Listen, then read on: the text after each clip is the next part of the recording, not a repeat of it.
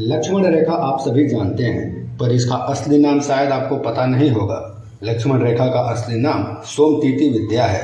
यह भारत की प्राचीन विद्याओं में से एक है, जिसका अंतिम प्रयोग महाभारत युद्ध में हुआ था। चलिए जानते हैं अपने प्राचीन भारतीय विद्या को। सोमतीती विद्या यानी लक्ष्मण रेखा। महर्षि श्रृंगी कहते हैं कि एक वेद मंत्र है, सोमं ब्रही वृतम रतः स्वाहा वेतु संभव ब्रहे वाचम प्रयाणम अग्नम ब्रहे रेतः अवस्थि। यह वेद मंत्र कोड है उस सोमनाकृतिक यंत्र का। पृथ्वी और बृहस्पति के मध्य कहीं अंतरिक्ष में वह केंद्र है जहां यंत्र को स्थित किया जाता है। यह यंत्र जल, वायु और अग्नि के परमाणुओं को अपने अंदर सोखता है। कोड को उल्टा कर देने पर एक खास प्रकार से अग्नि और विद्युत के परमाणुओं को वापस बाहर की तरफ ढकेलता है। जब महर्षि भारद्वाज ऋषि मुनियों के साथ भ्रमण करते हुए वशिष्ठ आश्रम पहुंचे तो उन्होंने महर्षि वशिष्ठ जी से पूछा कि राजकुमारों की शिक्षा दीक्षा कहाँ तक पहुंची।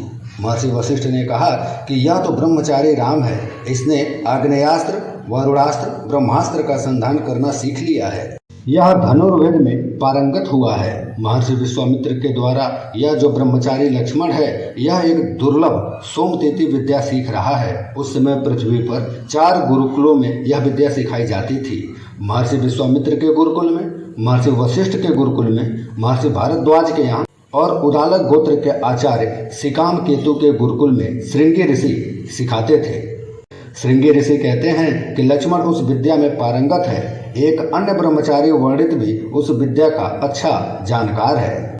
इस मंत्र को सिद्ध करने से उस सोमनाकृतिक यंत्र में, जिसने अग्नि के, वायु के, जल के परमाणु सोख लिए हैं, उन परमाणुओं में फॉर्मैन आकाशीय विद्या मिलाकर उसका पात बनाया जाता है।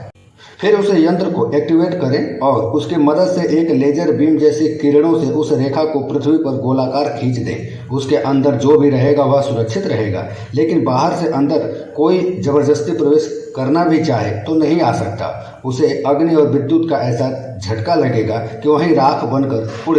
जो भी व्यक्ति यह वस्तु प्रवेश कर रहा हो, ब्रह्मचारी लक्ष्मण इस विद्या को इतने जानकार हो गए थे कि कालांतर में यह विद्या सोमतीती न कहकर लक्ष्मण रेखा कहलाई जाने लगी।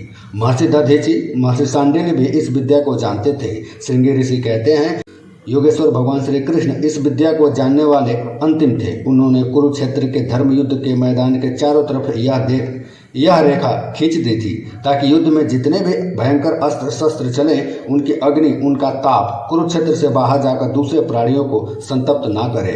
मुगलों द्वारा करोड़ों करोड़ों ग्रंथों के जलाए जाने पर और अंग्रेजों द्वारा महत्वपूर्ण ग्रंथों को लूट लूट कर ले जाने के कारण कितनी भी अद्भुत विद्याएं जो हमारे यशस्वी पूर्वजों ने खोजी थी, लुप्त हो गई। जो बचा है उसे संभालने में प्रखर बुद्धि के युवाओं को जुट हो जाना चाहिए। परमेश्वर सद्बुद्धि दे।